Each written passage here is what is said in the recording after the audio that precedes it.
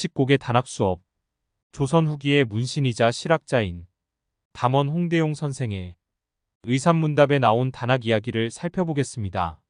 시롱의 설명을 듣고 허자가 질문하기를 태양의 세계에서 사는 자는 화서가 불에서 살고 있는 것과 같고 달의 세계에서 사는 자는 물고기가 물에서 살고 있는 것과 같으므로 그 이치가 그럴듯합니다. 감히 여쭙건대 태양과 달의 두 세계의 생물이 서로 통해 왔다 갔다 할 수 있습니까? 시롱이 대답하기를 이 무슨 어리석은 말이냐? 육지에 살던 것이 물에 들어가면 숨이 막혀 죽고 물에서 살던 것이 육지로 나가면 숨을 헐떡이다 죽는 법이다. 남쪽 사람들은 추위를 견디지 못하고 북쪽 사람들은 더위를 견디지 못한다.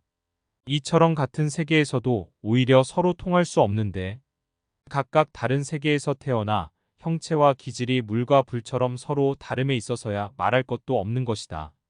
물과 불이 같은 그릇 속에 산다는 것이 어찌 될 법이나 할 일이냐. 이에 허자가 말하기를 저는 혼탁한 세계에서 살고 있는 보잘것없는 존재입니다. 선생님의 말씀을 듣고 비로소 허공에 여러 세계가 있다는 것을 알았습니다.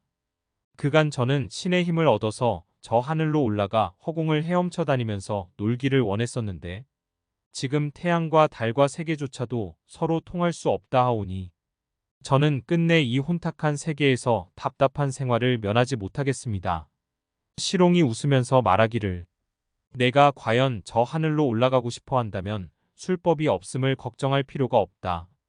대개 연못의 물고기가 용이 되고 바다의 고너가 붕새로 변화하고 흙 속의 굼벵이가 매미로 변하고 들의 누에가 나비로 둔갑하는데 사람의 신령한 재주로 어찌 술법이 없음을 걱정하겠느냐?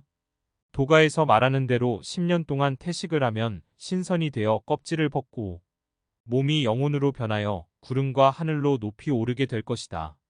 그렇게 되면 불에 들어가도 타지 않고 물에 들어가도 젖지 않으며 여러 세계에 논일면서 깨끗하고 상쾌함을 누리게 될 것이다. 그런데 너는 그렇게 되고 싶으냐? 허자가 대답하기를 이것은 세속에서 이르는 선인의 술법입니다. 소자도 그 말을 듣기는 하였으나 감히 믿지는 않았었는데 과연 이런 술법이 있다면 아내와 자식 버리기를 떨어진 신짝처럼 하겠습니다.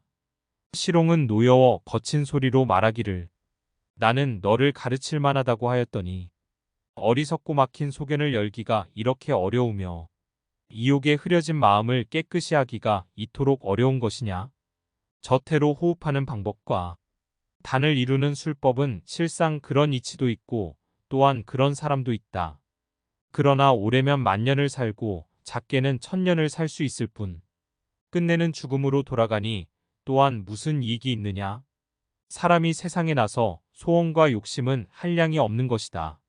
아름다운 거처, 살결 좋은 여색, 높은 치기와 빛나는 권세, 진기한 물품과 이상한 구경 따위는 사람마다 모두 그리워하는 것이다. 그 중에 간사하고 교활한 자는 그 치기가 위태로워질까 염려하고 남이 헐뜯음을 괴롭게 여기며 혹 갑자기 화나 닥칠까 근심하는데 반드시 그 계획대로 될 수 없다는 것을 알면 곧 자신의 반성하여 깨끗이 닦고 욕심을 세속 밖으로 드러내서 천만년이 지나도록 쾌락하게 살기를 도모한다. 신선으로 된 다음에는 정신과 생각이 고요하고 까마득하여 여러 세계에 두루 논인다. 칠정이 길이 없어지면 귀엔 들림이 없는 듯하고 눈은 보임이 없는 듯하나니 세속의 실정으로 참작한다면 그것은 한 가지도 즐거운 일이 없는 것이다. 그런데 여러 사람들은 그가 날아다니면서 한 세상 지내는 것을 보고 망령되이 생각하기를 신선은 용과 바람을 타고 신선 친구를 부르면서 별천지에 노니 모든 쾌락이 구비할 것이다 라고 하니 또한 어리석지 않느냐. 대저 신선의 술법은 요점이 무위에 있을 뿐이므로 마음에 아무런 생각이 없이 고요하고 흔들림이 없다. 만약 고운 여색을 탐내는 속된 생각이 한 번만 마음속에 싹 튼다면 진원이 흩어지고 법신이 하락되는 것이다. 만약 신선을 그리워하는 세속 사람으로 하여금 이 경지에 있게 한다면 그는 반드시 그 고요함과 쓸쓸함을 싫어하고 간소함과 단박함을 괴롭게 여겨 장간 동안도 있고 싶어 하지 않을 것이다. 또 세상엔 혹 남을 속이는 허망한 술법을 가진 자가 있어 신선을 칭탁하고 여기 번뜩 저기 번뜩하는 기괴한 짓으로써 위치와 풍속을 우롱하나니 어리석은 자의 망령된 생각은 실상 여기에서 연유되는 것이다. 대저 참된 신선은 표표히 세상을 버리고 친척의 은희를 잊으며 고향의 그리움도 끊어버리거늘 하물며 혼탁한 세상에 냄새나고 더러움은 가까이 할 수도 없는데 어찌 그 몸을 욕되게 하고 뜻을 굽히고 술법을 자부하고 세상을 놀래게 하며 자기의 신분을 다 드러내고 스스로의 죄가를 짓겠느냐? 세상에 어리석고 혼미함이 너무도 심하구나. 이러므로 신선의 무리는 하는 것도 없고 하고 싶은 것도 없이 진언을 보전하지만 만년이나 천년을 지낸 뒤엔 결국 소멸로 돌아가 육체도 진언도 다 없어지고 오랜과 빠름의 구별 없이 모두 푸싯돌에 불이요. 물거품과 환상이니 실로 일찍 죽은 자와 마찬가지다. 그 원을 바란 마음을 캐보면 사실은 자기 이익을 위한 마음에서 나왔던 것인데 결과는 이익이 없었으니 그 생각이 교하였으나 실은 졸렬함이요. 꾀스러웠으나 실상은 어리석음이다. 너는 도를 배우고 싶어 하면서 이러한 원을 두었으니 또한 잘못이 아니냐 하였다. 이상 담원 홍대용 선생의 단학 이야기를 살펴보았습니다.